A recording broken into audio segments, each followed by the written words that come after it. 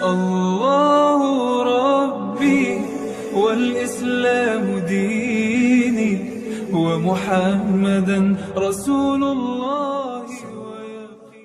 Assalamualaikum warahmatullahi wabarakatuh.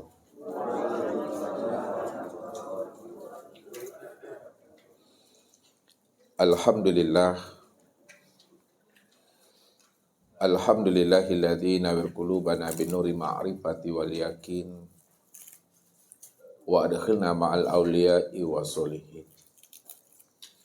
Wassalatu wassalamu ala sayyidina Muhammadin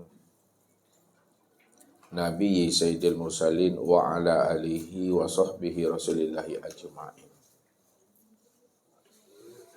Faqala Allah ta'ala fil Qur'anil Karim, A'udzu billahi minasyaitonir rajim. Bismillahirrahmanirrahim.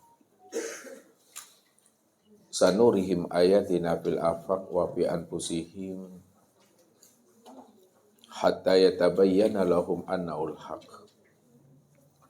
Wa fil ardi ayatul lil muqinin wa fi anfusikum afala tubsirun. Shadaqallahul adzim. Bapak, Ibu, saudara-saudara, dan anak-anak kami jamaah tauhid yang dirahmati Allah. Minal aidin wal faizin. Inilah suatu ungkapan yang selalu kita utarakan pada saat menjelang memasuki 1 Syawal atau Hari Raya Idul Fitri. Kepada karib kerabat dan andai taulan kita, walaupun kalimat minal aidin wal faizin itu bukanlah hadis baginda Rasul Shallallahu Alaihi Wasallam dan bukan pula potongan ayat firman Allah Azza wa Jalla, akan tetapi ungkapan minal aidin wal faizin itu mengandung suatu doa dan harapan. Bagaimana kita ini benar-benar termasuk orang-orang yang kembali kepada fitrah, mengenali kembali akan hakikat rahasia diri. Di mana kita telah melatih dan mengasah serta mengasuh ruhani dan jiwa kita ini berpuasa di bulan suci Ramadan, baik secara syariatnya, tidak makan dan tidak minum, serta berjima mulai dari terbit fajar sampai terbenamnya matahari. Dan juga puasa secara makna hakikatnya, di mana Bapak Ibu benar-benar menahan diri, yaitu dengan cara menyadari bahwa diri kita ini adalah tiada wujud. Diri kita ini adalah tiada bersifat. Ketika kita sudah menyadari bahwa diri kita itu tiada wujud, tiada melihat, tiada mendengar, tiada berkata, mengetahui, berkuasa, berkehendak, dan hidup, maka ketika itulah sebenar-benarnya kita mampu mengenali siapa sebenarnya yang wujud itu. Disitulah kita bisa paham dan mengerti siapa yang hidup. Siapa yang melihat dan mendengar, berkata, mengetahui, berkuasa, dan berkehendak itu pada diri. Itu tiada lain adalah Allah Azza wa Jalla. Maka orang yang telah mampu meramadankan akan dirinya dengan cara imsak, menyadari sesadar-sadarnya bahwa dirinya itu adalah tiada wujud dan bersifat, maka disitulah dia mampu menemui kembali akan sejati dirinya. Bahwa sejatinya diri Bapak Ibu itu adalah fitrah dan suci. Kenapa sejati daripada diri Bapak Ibu itu adalah fitrah dan suci? Karena diri kita ini sebenarnya bahagian daripada diri Tuhan itu sendiri. Wa ja'alu lahu min ibadihi juz'an. Bahwa sesungguhnya dirimu itu adalah bahagian daripada diriku, kata Allah. Karena Allah cuma yang wujud. Wujudnya Allah itu adalah mutlak. Dialah wujud yang awal, akhir, zahir, dan batin. Tidak ada wujud yang lain selain daripada dirinya. Kalau masih ada wujud yang lain selain daripada dirinya, maka wujudnya itu belumlah dikatakan mutlak. Berarti masih ada diri yang lain selain daripada dirinya. Sedangkan yang dikatakan wujud mutlak itu tidak ada diri yang lain selain daripada dirinya. Hanya dia semata-mata yang ada. Disitulah letaknya Allah itu menjelaskan akan kewujudan mutlak dirinya itu dengan menjelaskan Qul huwallahu ahad. Katakanlah bahwa Allah itu adalah Esa. Esa itu maknanya tunggal. Tunggal itu maknanya satu tiada berbilang. Nah, satu tiada berbilang itu Bapak Ibu, itu maknanya tidak ada diri yang lain selain daripada dirinya. Nah, tidak ada diri yang lain selain daripada dirinya, itu maknanya hanya dia satu-satunya. Kalau dia hanya satu-satunya, itu maknanya dialah yang wujud secara mutlak itu semata-mata. Nah, kalau ada yang lain selain daripada dirinya, berarti dia itu belum tunggal, dia belum wujud secara mutlak itu. Ada dua Tuhan di situ. Makanya kalau Allah yang wujud, Allah yang tunggal, Allah hanya satu-satunya, maka alam dan diri Bapak Ibu ini, inilah yang dikatakan tajalli min tajaliyatillah. Diri kita inilah yang dikatakan kenyataan daripada dirinya. Diri kita inilah kezahiran penampakan dirinya. Diri kita ini adalah bahagian daripada dirinya. Wa ja'alu lahu min ibadi juz'at. Kalaulah diri kita ini bahagian daripada dirinya, bahagian daripada dirinya itu tiada lain adalah dirinya semata-mata. Maka disitulah rahasianya. Bahwa diri kita itu adalah fitrah dan suci. Kenapa diri kita itu hakikatnya adalah fitrah dan suci? Karena diri kita ini bahagian daripada dirinya sendiri. Nah, kalau digunakan dengan bahasa kias Bapak Ibu, bahasa perumpamaan, bahasa perunggu, bahasa bersayap namanya, kita ini taubahnya adalah satu tetes saja dari sebuah lautan Bapak Ibu. Apa maknanya kita ini satu tetes dari sebuah lautan?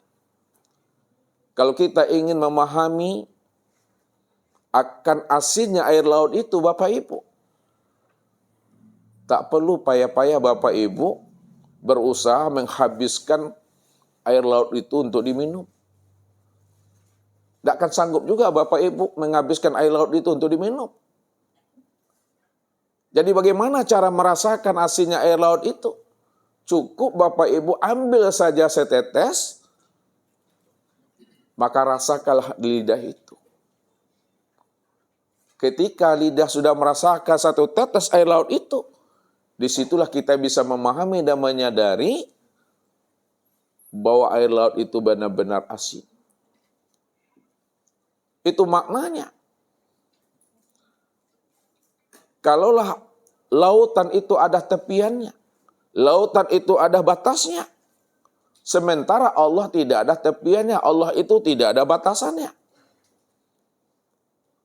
Kalaulah dikiaskan Allah itu sebagai lautan, maka kita inilah satu tetes dari lautan itu. Kita inilah bahagian daripada diri Tuhan itu sendiri. Satu contoh Bapak Ibu. Ya. Kita ambil gelas yang kosong Bapak Ibu. Lalu dengan gelas yang kosong itu, kita sauk air laut itu. Disauk oleh tahu Bapak Ibu, disauk. Nah. Nggak ngerti Bapak Ibu disauk. insya Allah akan menjadi Minangnya mah. Ya. Ini kalau Bapak Ibu sering mendengar bahasa Ustadz, bahasa Minang, insya Allah akan jadi orang Minang Bapak Ibu. Ya. Nah, ketika gelas yang kosong itu kita ambil, kita saw air laut itu. Ya. Pertanyaan Ustadz sama Bapak Ibu, samakah air yang di dalam gelas itu dengan air lautan itu Bapak Ibu? Sama. Kenapa air yang di dalam gelas itu sama dengan air lautan itu? Karena dia berasal dari laut itu. Kalaulah air yang dalam gelas itu sama dengan air laut itu, pertanyaan yang kedua, air yang di dalam gelas itu apa sebutannya, apa namanya bagi air yang ada di lautan itu? Itulah yang dikatakan bahagia. Kalaulah air yang di dalam gelas itu dikatakan bahagian lautan itu, maka bahagian air laut itu tiada lain adalah air laut itu sendiri. Ini maknanya. Karena Allah cuma yang wujud, Allah cuma yang tunggal, Allah cuma satu-satunya. Tidak ada wujud yang lain selain daripada dirinya. Kalau tidak ada wujud yang lain selain daripada dirinya, lalu alam dan diri Bapak Ibu ini apa bagi dirinya Allah? Itulah yang dikatakan bahagia. Kalaulah diri kita ini bahagian daripada dirinya, bahagian daripada dirinya itu tiada lain dirinya sendiri. Inilah yang dikatakan waja'alu lahu min ibadi juz'an itu. Maka orang yang mampu mengenali akan rahasia hakikat dirinya, min nafsi wahidah, berasal daripada diri yang satu. Diri yang satu itu tiada lain adalah Allah Azza wa Jalla.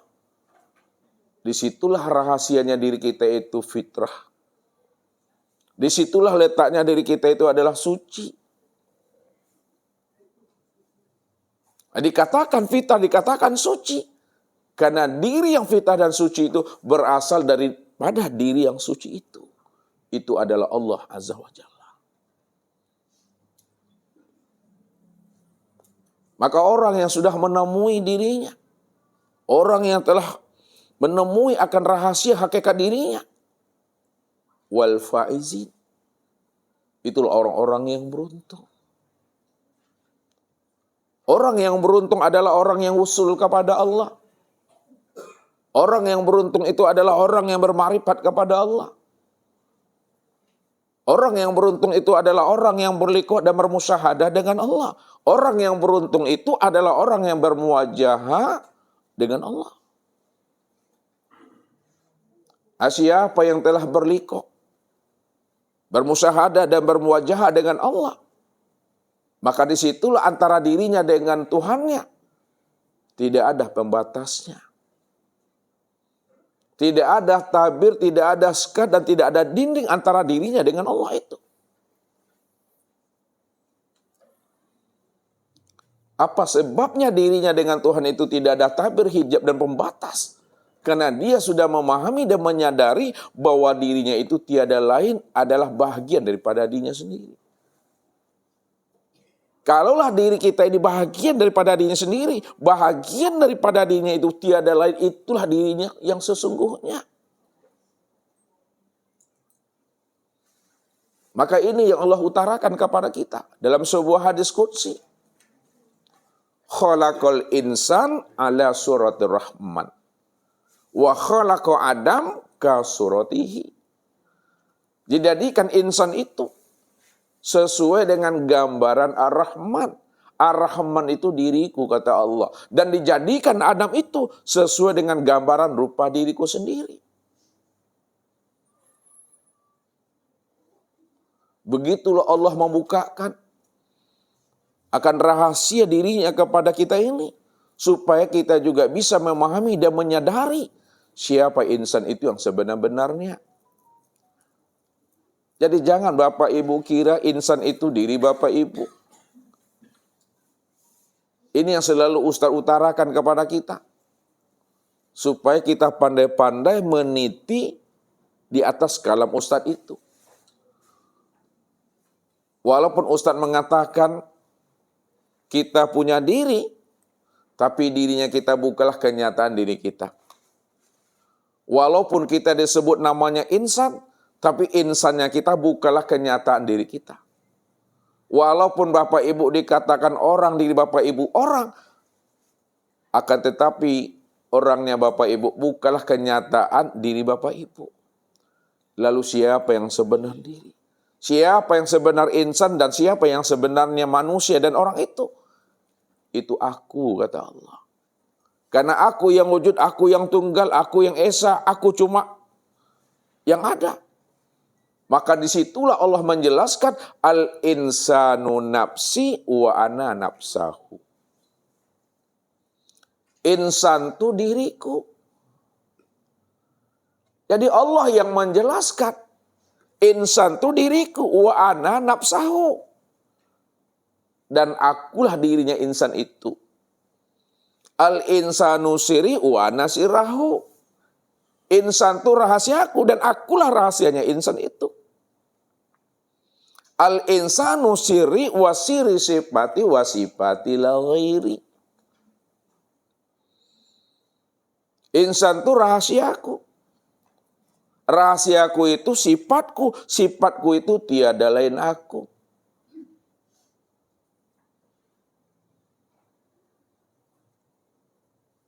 Maka disitulah rahasianya Tuhan itu. Sudah dijelaskannya kepada kita ini. Supaya kita mampu memahami siapa kita ini yang sebenar-benarnya.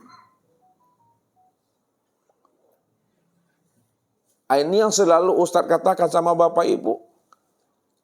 Rupanya Bapak Ibu, nggak urang sebenarnya. Tapi jangan ulang loleh. Ya. Kalau orang mereka, ya, rupanya Bapak Ibu nggak urang sebenarnya. Tak ada diri kita di situ. Yang ada itu hanya diri Allah. Maka ini yang Allah katakan. Innal abdi iza ahbabtuhu qataltuhu fa iza qataltuhu ana dia tahu. Sesungguhnya hambaku. Mana yang dikatakan hamba itu? Yang dikatakan hamba itu adalah Muhammad. Nah, kalau Ustadz berkata Muhammad, jangan pandangan Bapak Ibu memahami Muhammad bin Abdullah. Itu tiada lain adalah Nur Muhammad. Nah, jadi yang dikatakan hamba itu adalah Muhammad. Muhammad itu maksudnya Nur Muhammad. An-Nur Muhammad itu adalah wujudnya Allah. Nur Muhammad itu kezuhiran Allah. Nur Muhammad itu tajalinya Allah. Nur Muhammad itu ainullah. Nur Muhammad itu wujudullah. Itu secara makna hakikatnya. Makanya dikatakan Allah. Innal abdi iza ahbabtuhu. Sesungguhnya hambaku apabila ia telah aku cintai, kata Allah. Telah aku jadikan dia menjadi wali dan kekasihku. Qataltuhu. Maka pasti aku bunuh dirinya. Jadi siapa yang menjadi kekasih Allah? Siapa yang Allah angkat makam dan derajatnya menjadi kekasihnya? Pasti dibunuhnya dirinya. Difanakannya dirinya, dikaramkan dirinya, dihapuskannya dirinya. Kalau Allah sudah karamkan diri kita, kalau Allah sudah fanahkan diri kita, kalau Allah sudah hancurkan diri kita, maka disitulah kita sadar sesadar-sadarnya bahwa diri kita itu la haula wala quwata illa billah itu. Maka disitulah Allah membukakan rahasianya itu. Fa iza qataltuhu wa ana diyatahu. Apabila dirinya telah aku bunuh, maka akulah pengganti daripada dirinya. Akulah yang melihat itu pada matanya. Aku yang mendengar itu pada telinganya. Aku yang berkata itu pada lisannya. Aku yang bergerak itu pada kakinya. Aku yang berkehendak itu.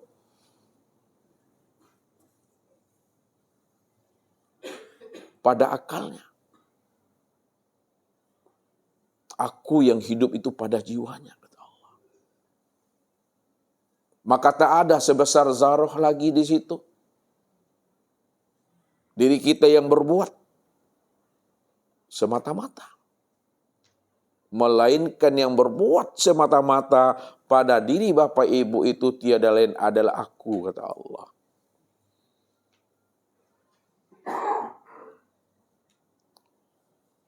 Kalau kita sudah memahami itu, yang berbuat itu tiada lain adalah dirinya, maka setiap amal yang kita lakukan, setiap ibadah yang kita perbuat, setiap aktivitas yang kita kerjakan setiap harinya, itulah yang dikatakan namanya amal daimun itu. Itu yang disebut namanya amal yang berkekalan itu. Itu yang dikatakan namanya amal ma'rifat. Dikatakan amal daimun, amal ma'rifat, amal yang berkekalan. Memang tidak ada lagi sebesar zarah dirinya yang berbuat di situ. Maka itu yang Allah katakan, wallahu khalaqakum wa ma ta'malun. Allah yang menciptakan dirimu yang zahir maupun yang batin, lalu Allah pula yang menciptakan apa-apa yang kamu perbuat. Kulu min indillah. Ma indakum yanfadu wa ma indallahi baqi. Tiap-tiap segala sesuatu itu berasal daripada sisiku. Yang memandang itu basir itu. Yang mendengar itu si samia. Yang berkata itu si kalam. Siapa si basir, siapa si samia, siapa si kalam? Ya aku itu, kata Allah. Mulai dari ujung rambut sampai ujung kaki itu. Yang songgok itu inyo tuh Bapak Ibu. Tidak tahu songgok yang sebatang tuh. Dia itu semata-mata. Maka memandanglah dengan pandangannya. Mendengarlah dengan pendengarannya. Berkatalah dengan kalamnya.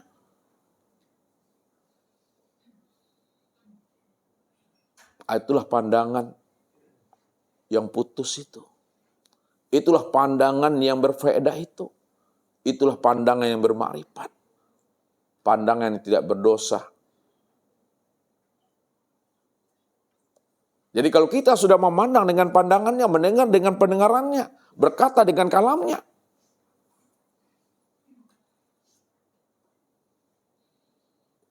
maka tidak ada lagi namanya kesyirikan yang tampak pada diri kita ini. Tidak ada lagi keakuan diri yang terlihat pada diri ini.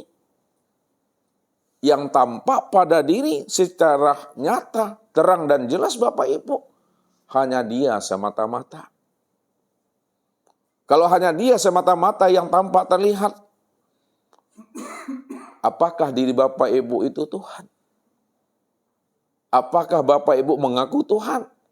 Atau apakah Bapak Ibu jadi Tuhan? Bagaimana mungkin Bapak Ibu akan mengaku Tuhan? Akan jadi Tuhan.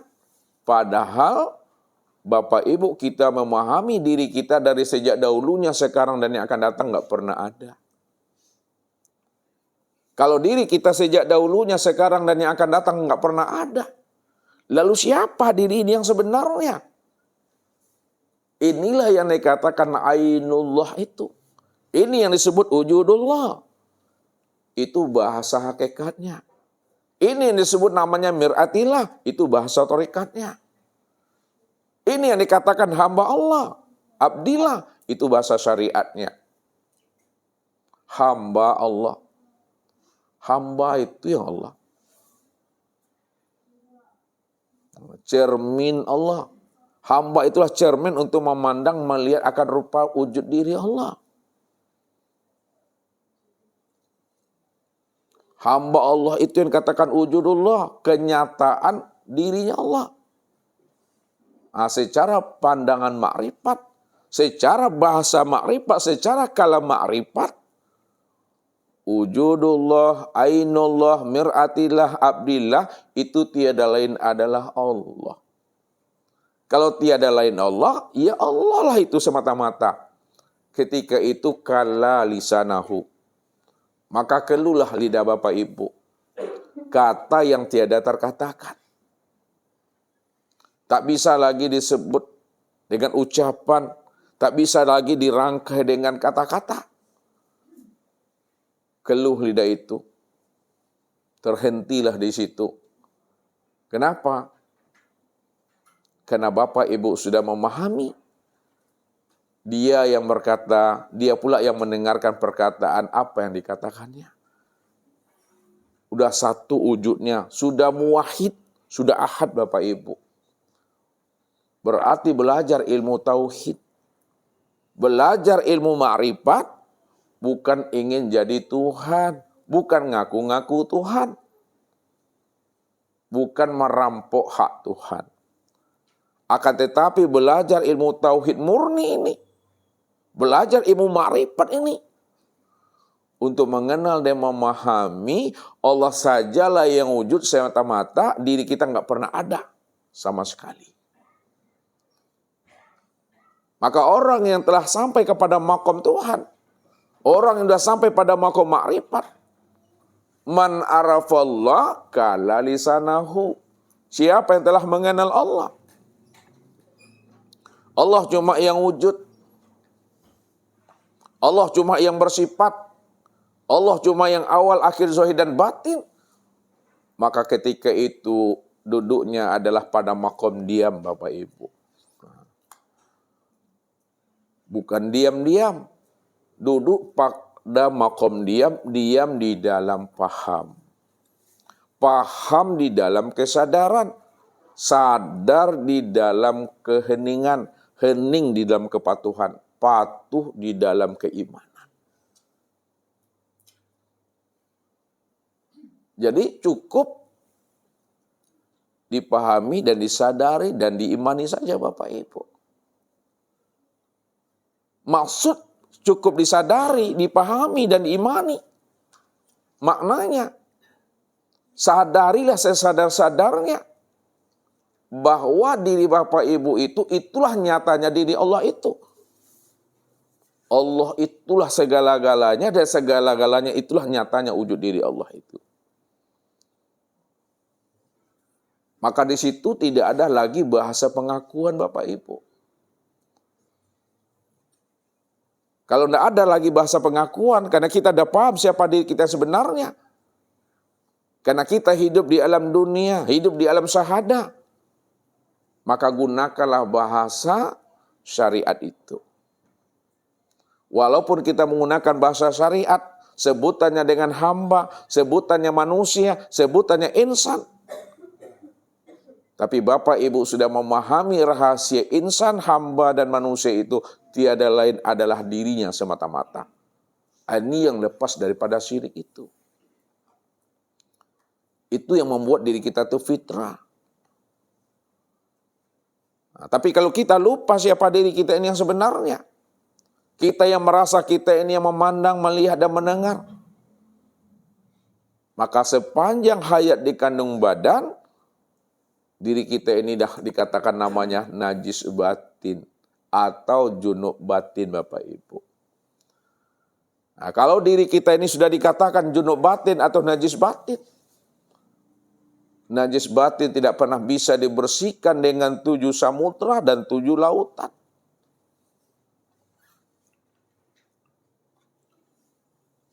Akan tetapi membersihkan najis batin itu, faktulu anfusakum, bunuhlah dirimu. Keluar kamu dari dirimu.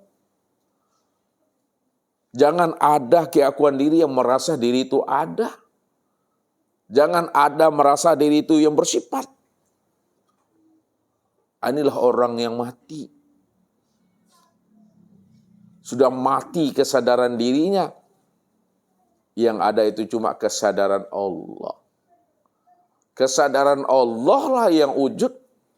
Kesadaran Allah lah yang ada pada diri ini yang sebenar-benarnya. barulah diri Bapak Ibu dikatakan insan kamil mukamil. Jadi insan kamil mukamil itu adalah orang yang sudah hidup kesadaran Tuhan pada dirinya. Itu yang dikatakan insan kamil mukamil. Benar-benar nyata fiilnya Allah. Yang berbuat, yang bergerak dan diam. Karena tidak ada suatu perbuatan sebesar zarah yang bergerak dan diam itu, melainkan hanya dia semata-mata.